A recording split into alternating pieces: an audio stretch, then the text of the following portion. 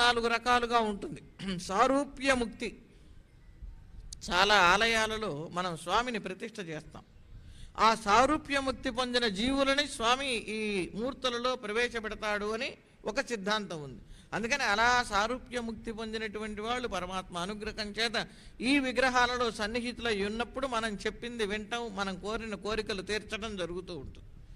అలాగే సాలోక్యం, ఆ లోకం దాకా వెళతారు.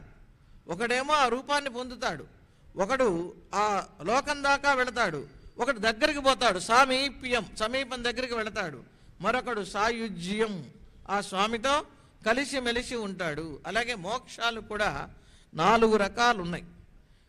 మోక్షాన్ని పొందటానికి మార్గాలు 4. ఒకటి కర్మ మార్గం. అదే కర్మ మార్గం, కర్మయోగం భగవద్గీత కూడా మనకు చెప్పింది. యోగస్థః కురు కర్మాణి, ఎలా పనులు చేయాలి మనం.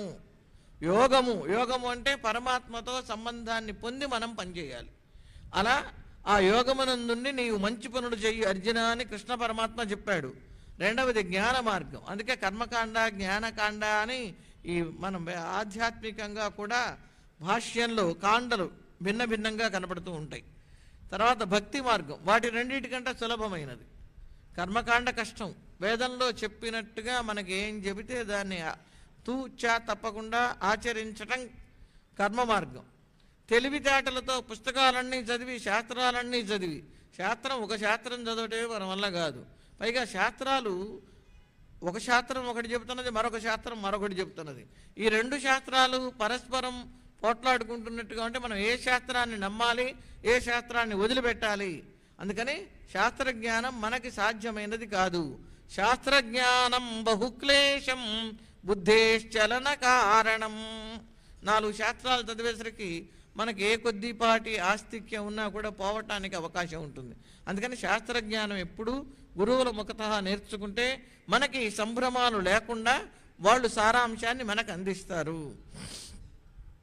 అలా తర్వాత భక్తి. ఈ భక్తికి ఒక వర్ణము మనుష్యులు అనే నియమం లేదు. గజేంద్రుడు భక్తితో ప్రార్థిస్తే స్వామి మోక్షాన్ని ఇచ్చాడు. ఈ భక్తికి ఒక వయస్సు లేదు. చిన్న ప్రహ్లాదుడు, ధ్రువుడు వీళ్ళందరూ కూడా భక్తి మార్గంలో తరించినటువంటి వాళ్ళు. ప్రపత్తి ఇంకా తేలిక. భక్తికైనా కొన్ని నియమాలు, పొద్దున్నే లేవాలి, స్నానం చేయాలి, చిత్రపటం పెట్టుకోవాలి, దీపారాధన చేసుకోవాలి, పూజ చేసుకోవాలి. ఇవన్నీ చేస్తున్న వాళ్ళని మహాభక్తులు అనుకుంటున్నాం మనం. అసలు ప్రపత్తికి అది కూడా అక్కర్లా. ఎక్కడున్న వాళ్ళం అక్కడ స్వామి అంటే చాలు. అంటే మనశ్శుద్ధిగా ఊరికే స్వామి స్వామి అని పెద్ద పెద్దగా అరిచామనుకోండి, అరిస్తే ప్రయోజనం లేదు. ఆ అరుపు ఎలా ఉండాలి, స్వామికి వినపడేటట్టు అరవాలి. ఆనాడు గజేంద్రుడు ఎక్కడి నుంచి కేక వేశాడు, ఏ లోకంలో నుంచి వచ్చాడు స్వామి. అలా ఆర్తి అంటే మనస్సులో ఒక తపన, ఆ తపన మనలో బాగా ఉన్నప్పుడు స్వామి వెంటనే మన కోరికను తీరుస్తాడు. మనం ఊరికే పైకి 100 సార్లు గోవిందనామాలు చేసినా, సహస్రనామాలు చదివినా ఆయన ఉపేక్ష చేస్తాడు. మనం ఆర్తితో ఎక్కడ ఉన్నవాళ్ళం అక్కడ కళ్ళు మూసుకుని స్వామిని కనుక నిజంగా శరణాగతి చేస్తే వెంటనే ఆయన మనని ఆదుకుంటాడు. ఇలా 4 మార్గాలు మోక్షాన్ని పొందటానికి ఉన్నాయి. మరణానంతర గతులు. శరీరాన్ని విడిచిన తర్వాత జీవుడికి అనేక రకాల గతులు ఉంటాయి. మనం అందరం మోక్షానికి పోతామని చెప్పలేము, నరకానికి పోతామని చెప్పలేము, ఎట్లా ఉంటుందో తెలియదు. అసలు మనకి రాబోయే జన్మ, గడిచిన జన్మ స్వామి చూపిస్తే మనం అందరం చాలా వరకు జాగ్రత్త పడతాం. ఏ కుక్కో నక్కగా పుట్టిన వాళ్ళం పుణ్యం వల్ల నీకు కార్తీక పురాణం కథల్లో లాగా మానవ జన్మ వచ్చింది, ఈ జన్మలో నువ్వు తప్పు చేస్తున్నావు కనుక నీకు రాబోయే జన్మ అదిగో అన్నాడు అనుకోండి, అమ్మో స్వామి ఇప్పుడు తెలియక చేశా, ఇంక తెలుసుకుని నేను పుణ్యమే చేస్తానని ఎవరికి వాళ్ళం జాగ్రత్త పడటానికి అవకాశం ఉంటుంది. యామ్యగతి అంటే యమలోకానికి వెళ్ళి నరకాలని అనుభవించి వెళ్ళేటటువంటి గతి యామ్యగతి. రెండవది గర్భగతి అంటే మళ్ళీ జన్మ. ఈ మళ్ళీ జన్మ ఎత్తటానికి తల్లి గర్భంలో 9 నెలల 9 రోజుల 9 గడియల 9 విగడియల 9 నిమిషాల 9 క్షణాలు ఉంటుంది ఆ శిశువు. ఇందులో సూతికా వాతము అని 7వ నెల నుంచి ప్రారంభమవుతుంది. ఆ లోపల కోమలంగా ఉన్నటువంటి శిశువు తల్లి తినేటటువంటి కారానికి పులుపుకి అధికంగా తింటూ ఉంటే లోపల తల్లడిల్లిపోతూ ఉంటుంది. అందుకని గర్భవతుల్ని సాత్విక ఆహారం తినమని, ముందు నెయ్యి వేసుకున్నటువంటి అన్నం తినమని వెనక పెద్దవాళ్ళు ఎందుకు చెప్పారు అంటే ఇదంతా భాగవతం 3వ స్కందంలో ఖచ్చితంగా ఉంది. నేనేమి ఒక్క అక్షరం కూడా కల్పించి చెప్పటం లేదు.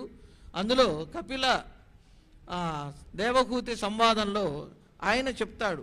ముందు నివృత్తి మార్గం మోక్షాన్ని గురించి చెప్పి తర్వాత జీవుడు ఎలా ఉంటాడు, మొదటి రోజు నుంచి జీవుని అవస్థ గర్భం నుండి వెలుపలకి వచ్చే వరకు చెప్తాడు.